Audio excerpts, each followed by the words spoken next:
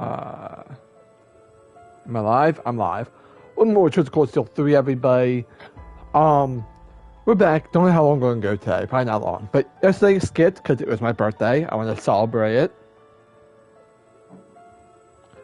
But yeah, I turned 22. I'm old.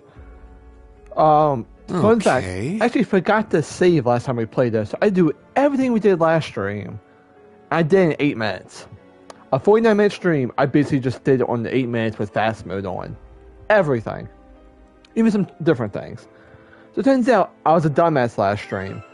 See, if you remember, I made Ring the best weapon in the game. He already has it. Don't know if, I forgot how, but he has it. I completely forgot how. So instead, I gave Yuna her best weapon. And I gave Muse her best weapon. So yeah, fix that mess up I made. But as soon as we go to church, we go to the point of no return. And I think we have 2 strict back-to-back boss fights as soon as we do it. Let me see, yeah. Then we get the last dungeon after that. So yeah, we're going to get that the boss fights done today at least. Heimdall Cathedral. And the guy said people wish to speak with us. It'll probably take a while, so we should take care of any unfinished business. Okay, let's go. I did everything again. Just everything. It really shows how little I actually did, because I did it in 8 minutes on speed mode. The boss fight took 2 minutes. No one's here. How can this cathedral be completely empty? So, you've arrived at last. Hey, Rosine. Oh, you're from the Leaf's Chapel, Sister Rosine. I had heard rumors, but wait. So what Guy and Emma were talking about? I was somewhat expecting you to show up here, but your main objective is different, right? Yes, it's good to see you all again. Please come in. They're waiting for you just over there.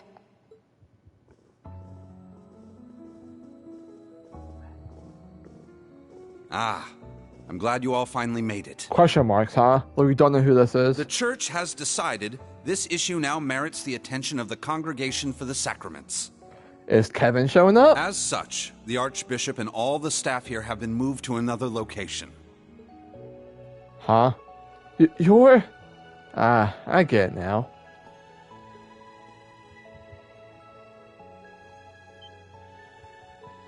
Huh? You're the former instructor from the Thor's main campus. Thomas? Thank you for all your diligence, Rosine.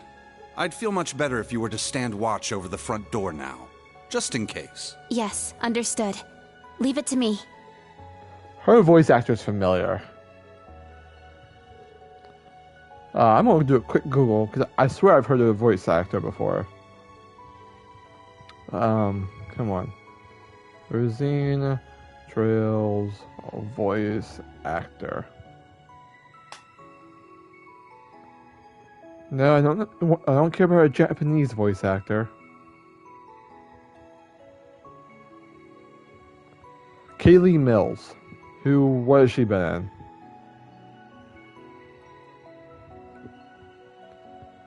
Oh, Emilia from ReZero. And Alice from SAO. And Kiching from Genshin. Yep. That's what I knew of voice actors. I'm Fiore and Fate Apocrypha. Runa and Kakaguri. Yeah, I've heard a lot of stuff, actually. Sasha, Necron, and Mrs. A Demon King Kame. Yeah, that makes sense. She's been in a lot of stuff I know.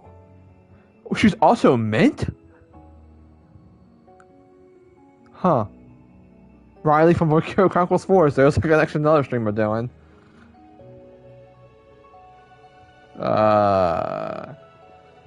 Goddess of Victory Nike. Yep, I have played a couple games with her in it. What was that about? Yes, this was pretty shocking to us too. let me introduce you. This man is a member of the Gralsritter, a division of the Septian Church. He's the second in command, in fact. Thomas Lysander. He holds the seat of Second Dominion and is sometimes known by his title, the Partitioner.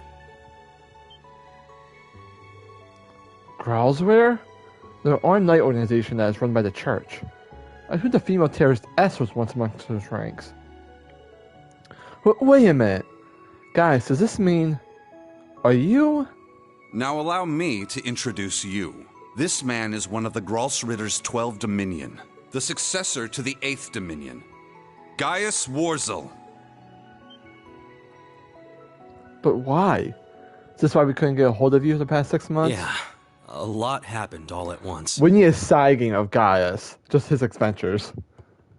After graduating from Thors, I returned to Nord and began observing the struggle between Erebonia and Calvert. However, I began to feel something dark and sinister carried on the winds of the plateaus. I consulted my father and the chief, and eventually my old teacher, Father Barkhorn, came to visit. You might remember the name. He was the traveling priest we chased after during the Civil War. But it turns out, he was also the 8th Dominion of the Gralsritter, with the title the Roaring Lion. He was an extremely skilled knight, who investigated the Salt Pale in Northumbria and trained Brigadier General Bardius. Damn. Apparently, he was worried and came to Nord to check up on me. He explained to me that what I had been sensing was called the Gale of Ruin. I'm not sure why I'm able to sense it. Maybe it's because I'm a descendant of those who fought alongside the Lionheart Emperor. I mentioned this to him and he came to a realization. But then it happened. A Calvardian ship that broke past the 7th Armored Division attacked my village. My father was away at the time. I fought back in an attempt to protect my family, but it was no use. Right as I prepared myself for death, my teacher threw his huge body in the way to protect me. And as he lay there dying, he passed his stigma onto me. Across the nearly 1,000-year history of the Gralsritter, its highest-ranking members have each borne one of 12 sacred markings. This was one of those markings. The Roaring Lion? I've heard that name many times. You see the main people who were affected by the disaster in Northumbria. Hang on a second. Alright. Yes, amongst the current Dominion members, he was the most veteran. Oh god, I gotta sneeze. Hang on.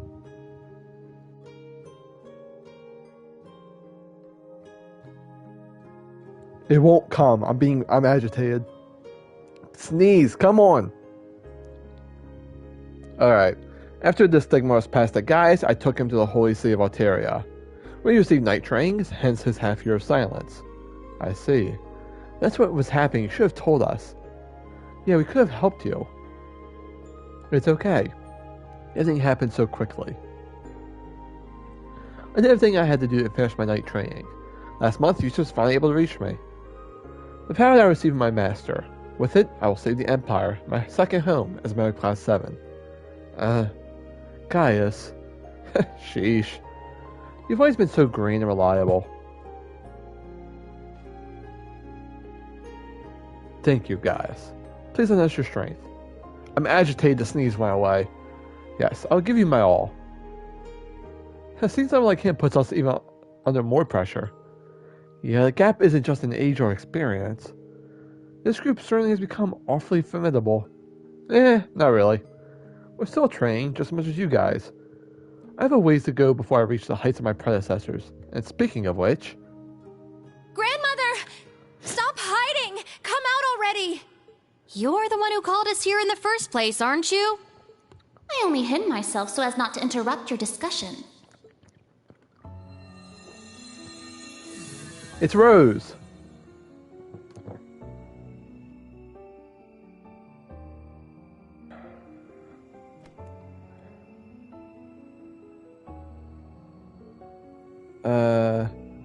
You're Emma's grandmother. The elder of the witches, Roselia, was it? Indeed. But you may simply call me Rose. I had you all gather here for one reason. To explain to you the background between the Hexen clan and the church. I see. So that's how it is. Aren't the Witchers opposed to the church? It's not as though we don't believe in Erebos. There have been some differences in opinion over the years, but we and the church have worked together on a number of occasions. For example, during the War of the Lions, or the vampire incident in the Middle Ages.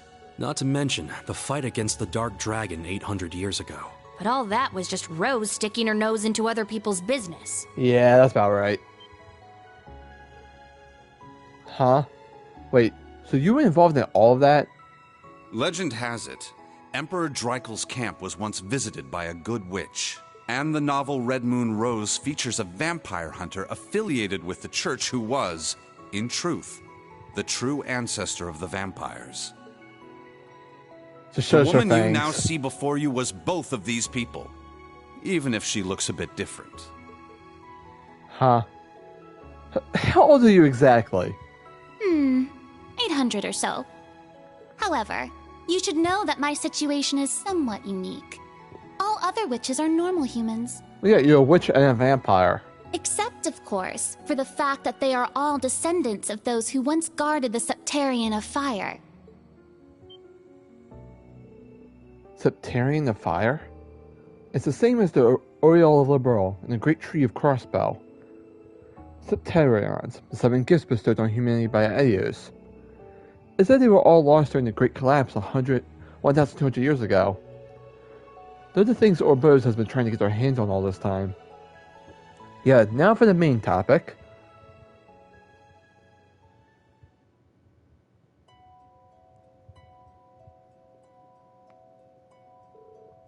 Now, where to begin?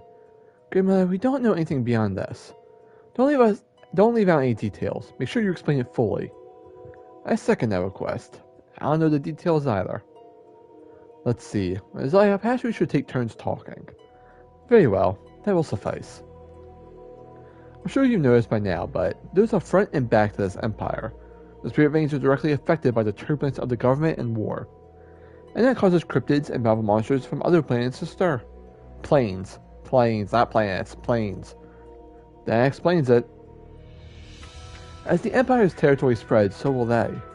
The Plimograss and Magic Knights. Where do they come from in the first place?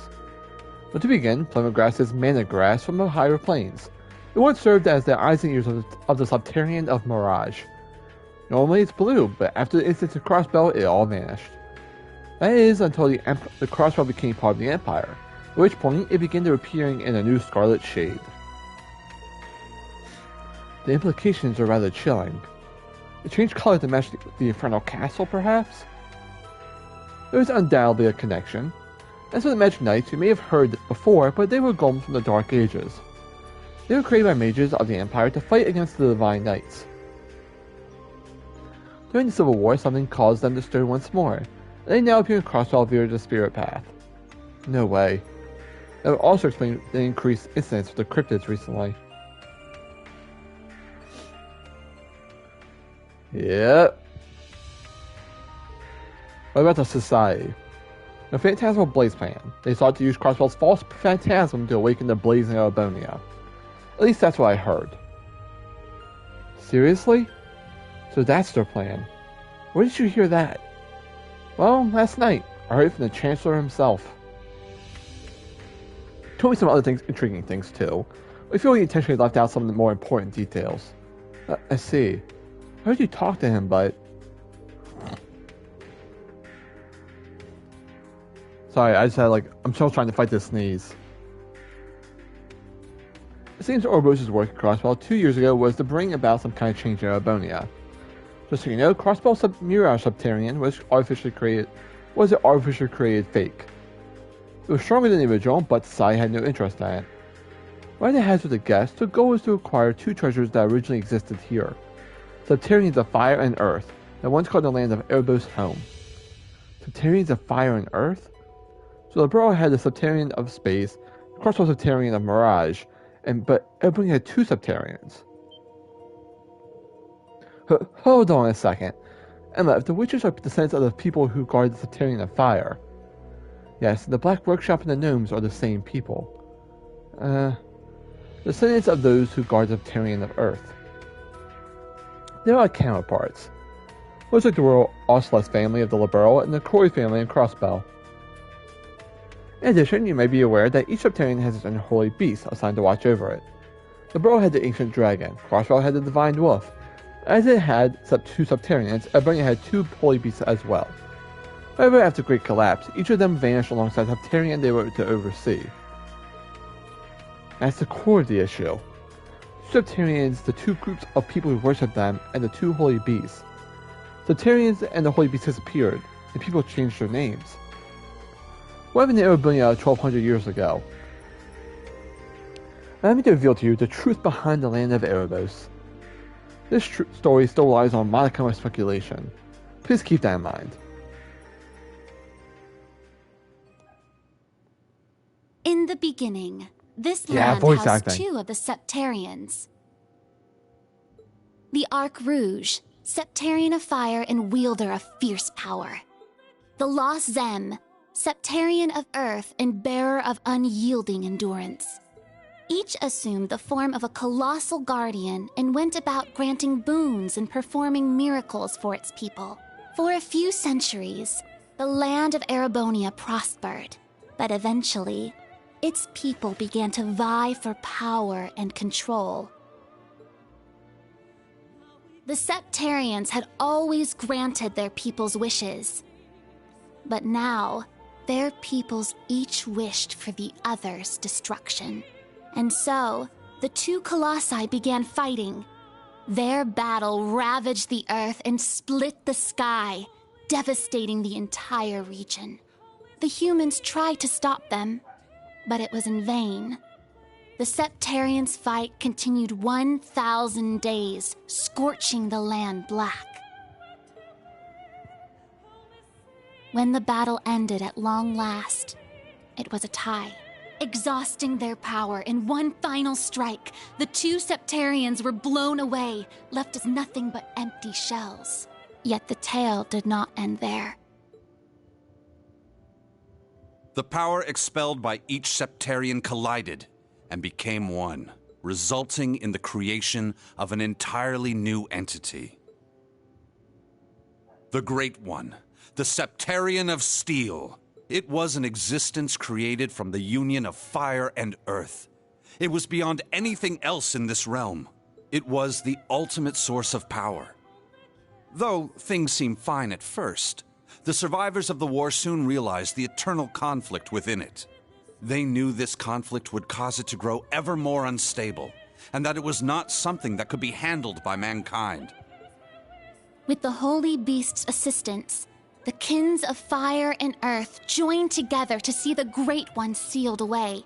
However, each of their attempts ended in failure. Left with no other options, they resorted to their final plan. The Great One would remain whole in the higher plane, yet its physical incarnation in this world split into numerous shards. It was this final gambit that saw disaster averted. Indeed.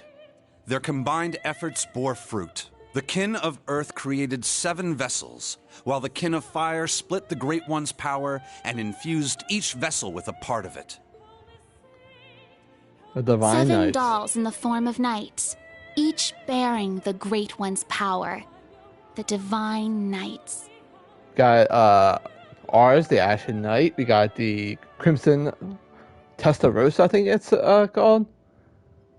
We got Crows, and we got the other ones.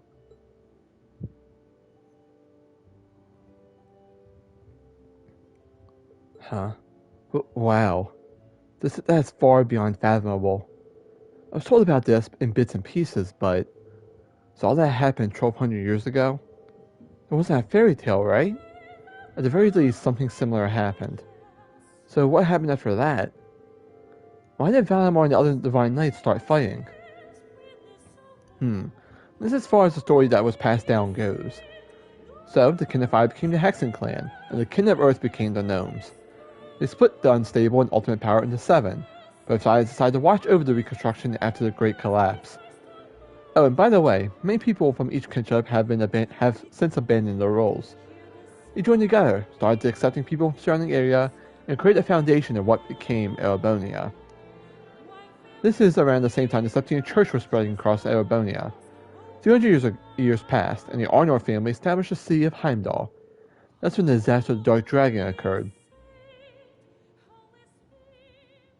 900 years ago, Heimdall was a small city of only about 50,000 people. However, it was one of the burgeoning centers of culture for the region. The Septine Church had finished construction on the Heimdall Cathedral, and there were plans to develop the city even further. But it was then the Dark Dragon appeared, blanketing Heimdall in miasma and transforming it into a city of the dead. Emperor Astorius chose to lead his people south and made St. Arc the new capital of Erebonia. In helping Emperor Astorius deal with this crisis, the Hexen clan and gnomes each suffered substantial losses. The Hexen clan lost its elder, and the gnomes their holy beast. And so ended their alliance. The final time they spoke would be a century later. It was when Emperor Hector awakened the Vermilion Knight to reclaim Heimdall from the Dark Dragon. He did so at the urging of the chief of the gnomes and the new elder of the Hexen clan, myself. However, the Emperor fell to the Dark Dragon's miasma, and the Vermilion Knight to its curse.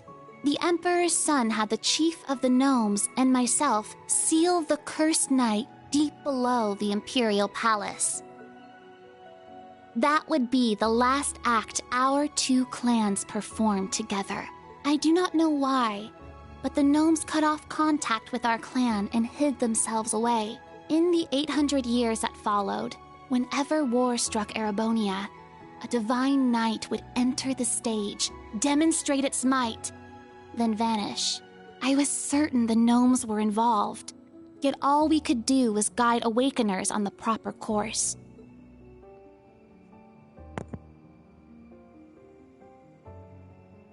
The Mad King, what he's called. This unending pattern reached its most fevered peak 250 years ago during the War of the Lions. The false Emperor Orthros unearthed the cursed Vermilion Knight, and a mercenary under Prince Lucius' employ awakened the Palatinate Knight. Prince Drycles found the Ashen Knight, and Leanne the Argent Knight. The four awakened at once, made for a grand war indeed. So that's how things connect. There's so many parts of the story I want to question, but... So Emma's grandma was around during the War of the Lions? A good witch. I read about them in fairy tales. As a princess guide, I accompanied to Drycles' camp. I remember those days. It used to be quite the beauty. All I mean to say is the art depictions of me are not inaccurate. As stated earlier, the elder of the witches is a normal human, so he'd been watching over the clan after becoming a mortal being. Yes, however, I only came to existence 800 years ago. My predecessor perished soon afterward, and I do not have many memories from that before that point. So naturally, there are things that I still don't know. But there are things that you do know about, such as how you said the maiden Leanne was awakened of the Argent Knight, and whether or not she is the Erebos' Steel Maiden. That's true, you could confirm so many things. It is her, of that much I am certain. She was the daughter of the Count who met the Wandering Prince, and later challenged the Apocalypse, only to lose her life. However, before that happened, it was I who guided Leanne to become the Argent Awakener. But Leanne knew her powers were too great, so she kept them hidden away. It was only during her battle with the Apocalypse that she unleashed her full might.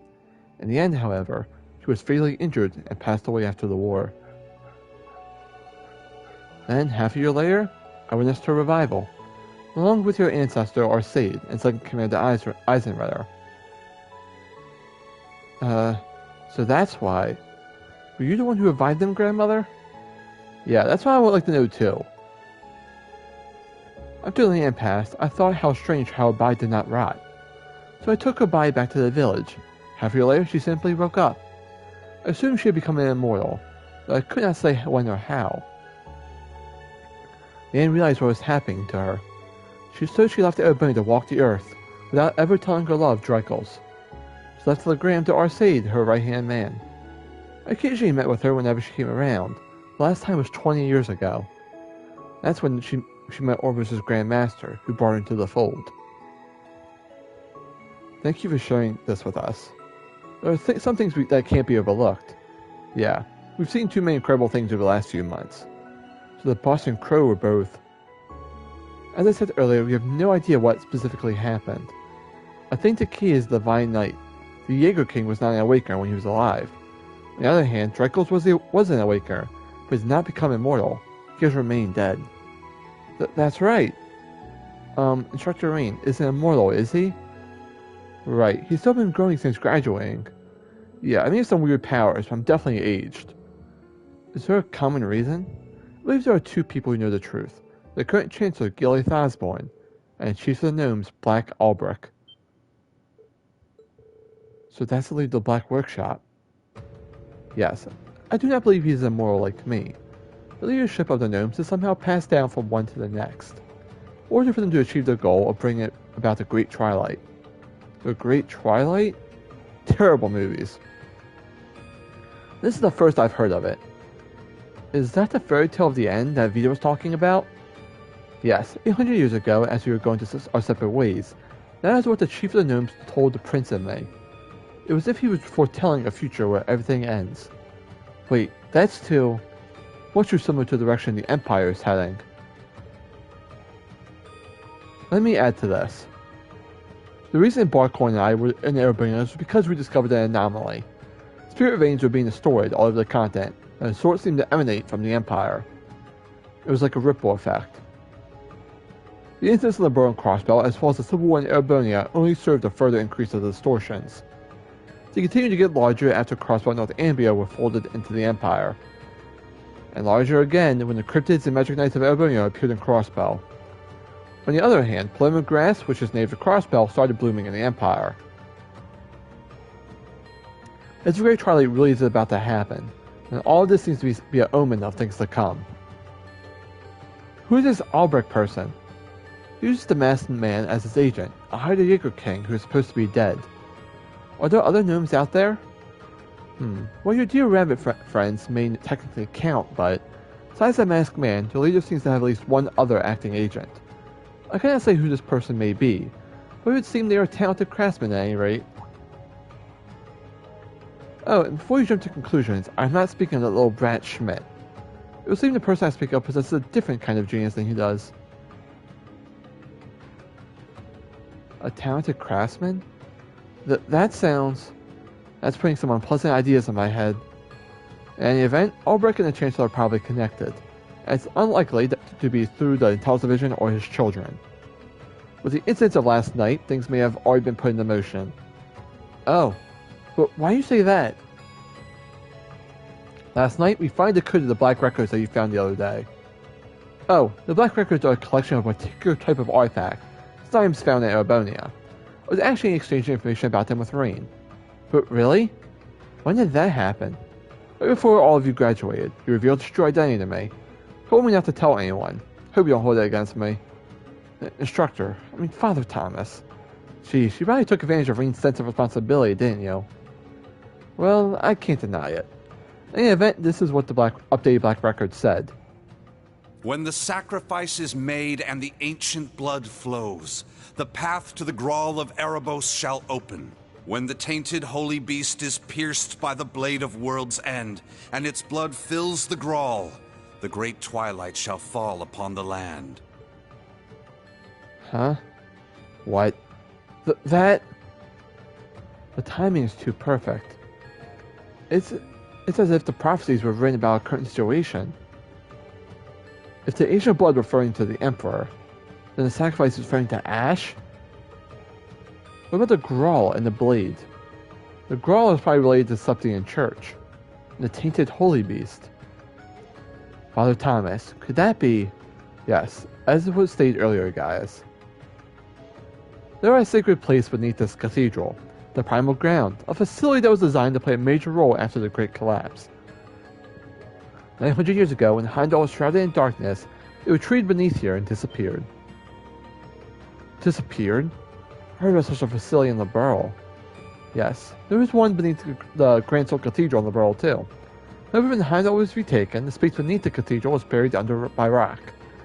What if it didn't disappear? It should be transferred somewhere else instead. So it still exists?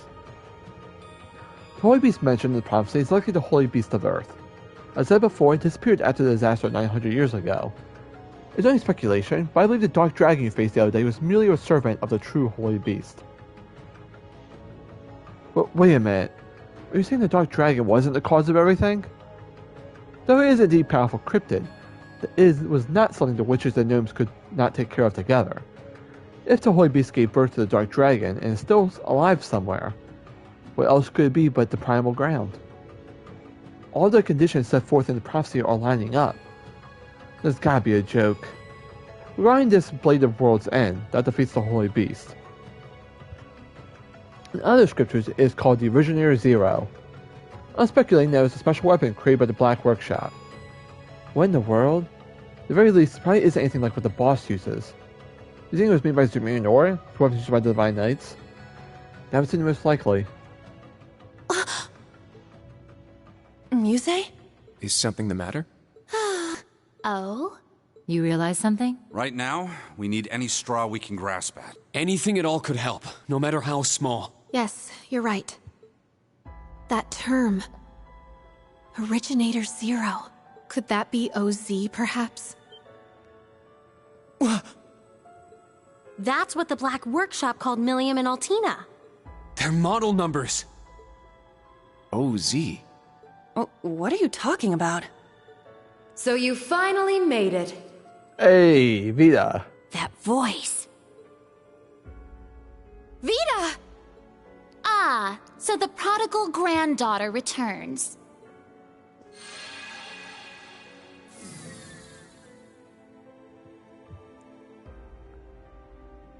Misty, Vita.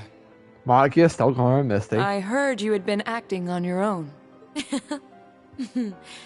Nice to see you again, Grandmother. Emma, Celine, and Class 7, too. And thank you for mediating, Mr. Lysander. Oh, don't even mention it. It always breaks my heart to see a family torn apart so. Vita! Why? You really don't plan on ever coming back, do you? That's correct. As I said before, my allegiance will forever lie with the Grandmaster. I can't return to you and Grandmother. I can never go back to the way I used to be, just like the Steel Maiden.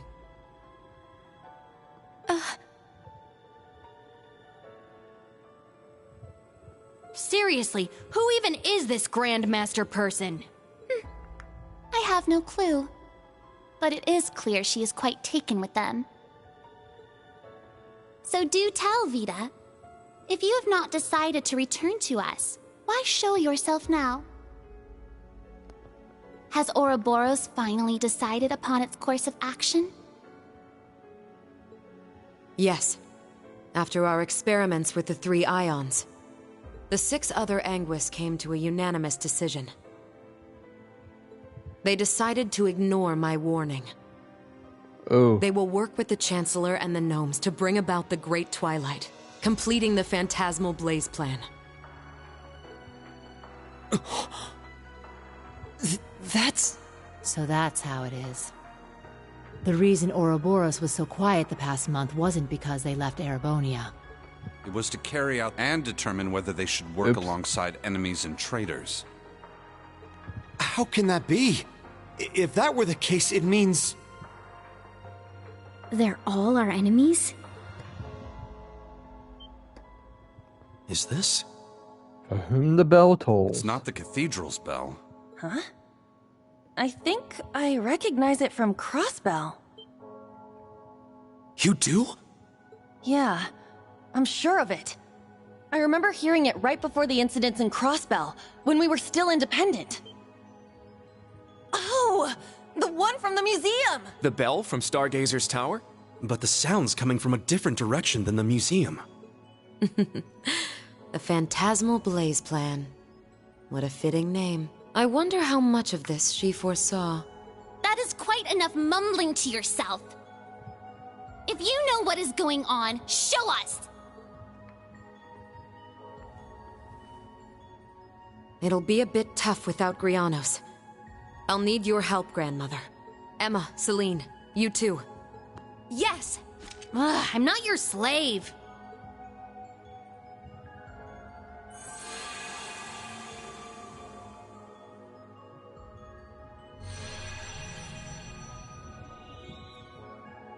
Better quality than the TVs.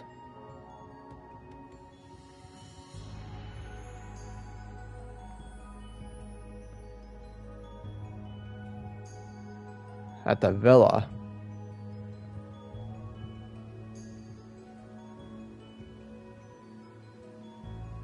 Oh. There's Duvalie and Campanella. Along with, I forgot the other two's names. I'm gonna be honest, I forgot their names. And Naya, I think one of them is. I forgot the other one. Oh hey, he looks familiar. We killed him. We got the Red Constellation and Zephyr.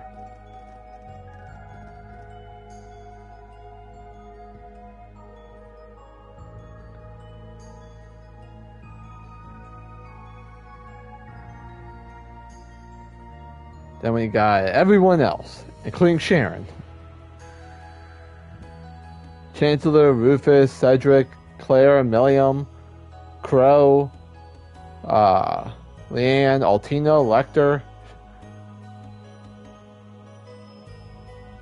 McBurn, forgot her name. Leanne, George, Albrecht, and Crow. With Sharon chill in the background.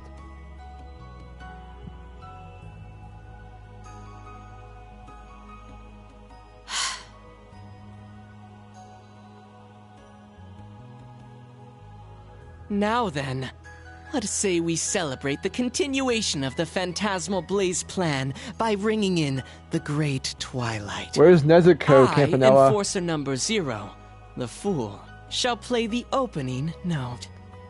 Okay, Tanjiro, you do you.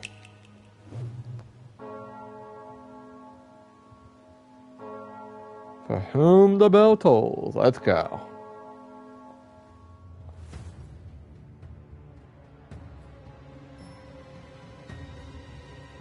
Impure Villa, 500 Arch Point.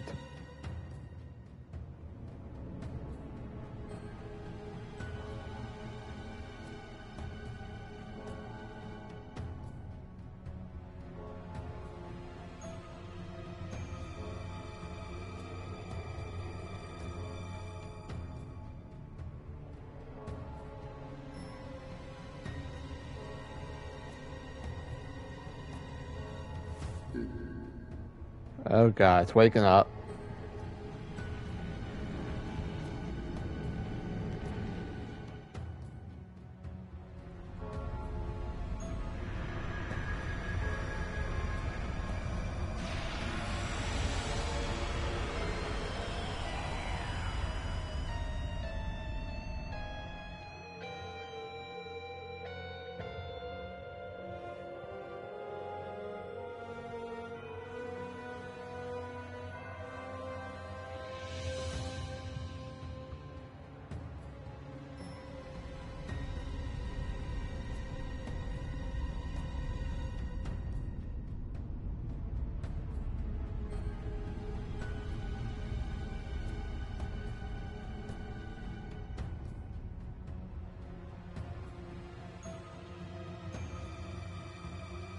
Well, damn, there goes the villa. Check that out! Surely, there you go. Huh. Sure is something. Well, how about that? So, the beginning of the end, is it? Deja vu. The Gral of Erebos. Just as the Black Records foretold. The crypt where the great power will be reborn. Reen. Eustace. Couldn't have guessed this is how my day would turn out when I woke up this morning. Let us begin. It is time. Chief of the Gnomes and head of the workshop, show me the way, Black Alberic.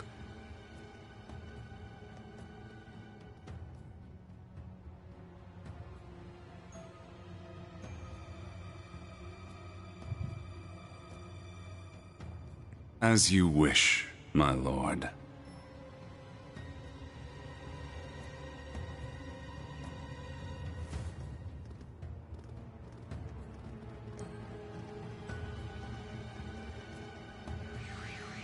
Hey, George.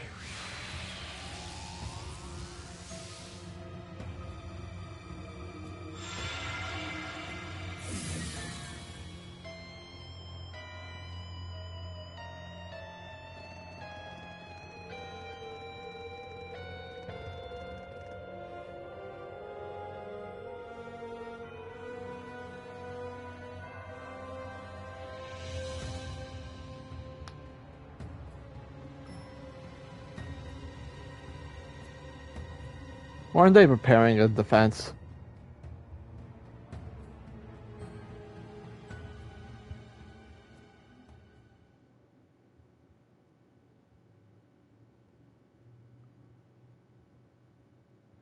Alright.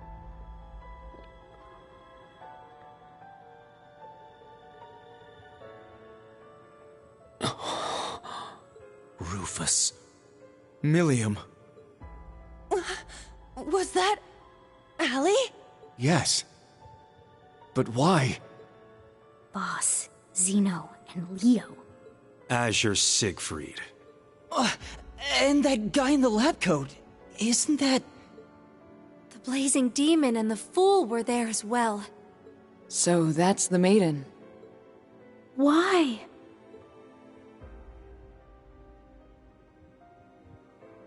We just spoke this morning and...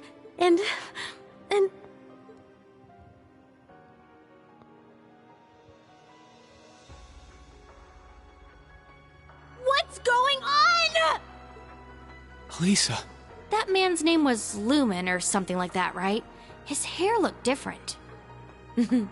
Franz Lumen, the first disciple of G. Schmidt, and the deceased husband of the Reinford Group's chairman, also known as Franz Reinford. Ah, so he has been lurking in the shadows these past 20 years.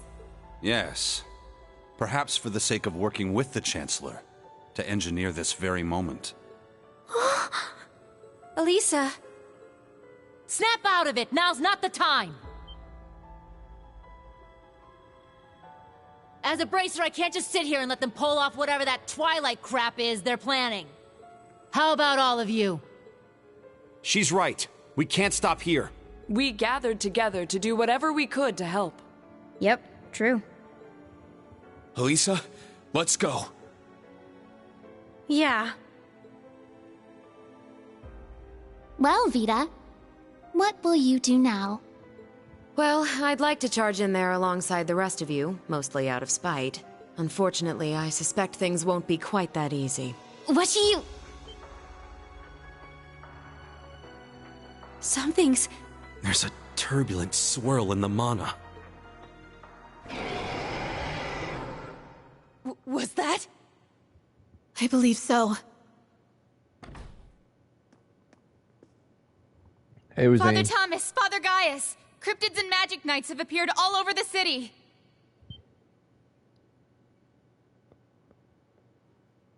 And that is where we're going to cut it off. Thank you guys for showing up. I appreciate it. We'll be back Monday, probably. Maybe this weekend. I don't know. But yeah, I'll see you guys then. I might do it tomorrow stream. Maybe. Maybe. There's a lot more story than I expected. Yeah, I'll see you guys then.